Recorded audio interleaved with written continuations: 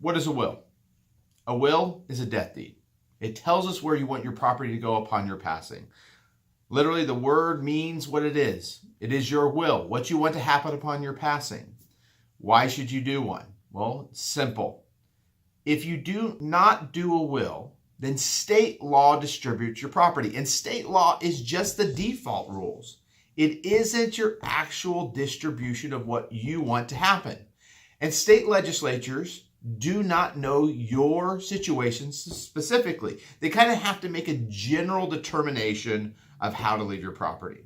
So why should you do a will? Because you want to take control of the distribution of your property upon your passing, and you want to be able to pick the people who you believe are going to be best suited to accomplish that task. We commonly refer to that as your executor of your will. So common questions I get is executors are for wills, trustees are for trusts. It's a distinction that if you can make in your mind will make things simple. Best way I can give this give you an example of why you should do a will. So I had an old woman come into my office, and she had been married to a man for 50 years. They had one child together. She came in, I asked her if she had a will. She said no, and I said, okay, we're going to have to probate your estate or do what we refer to as a determination of heirship in the state of Texas. In the state of Texas, when we distribute property without a will, the application process we refer to as the determination of heirship. We got to determine who the heirs are to figure out who we need to give the property to. So we filed the application, and the court hired an attorney. The attorney's job was to try to find out who needed to receive this property. So lo and behold, I get a call about a month into it from the attorney ad litem, and the attorney ad litem says to me, well, I've done my investigation, and it has been concluded that there was another child. That this man, when he was 16 years old, had a child with a woman that he never, ever met this child.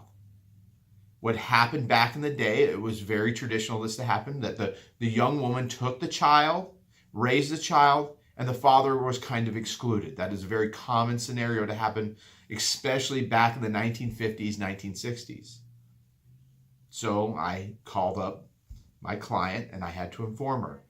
Under Texas law, when you have a child outside of marriage, all the property passes to the children, not to the spouse, community property. So his 50% of the community property was going to go to these two children, her daughter and the child outside of the marriage.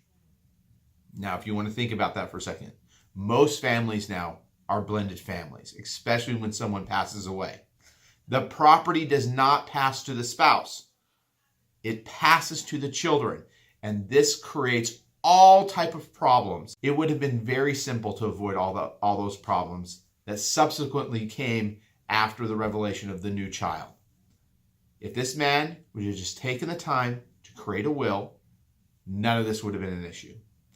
That is why you create a will, is you take control of the situation and you pick where you want your property to go and who you want to take control of that situation. You know the best, you know your family, so take control of it and create a will.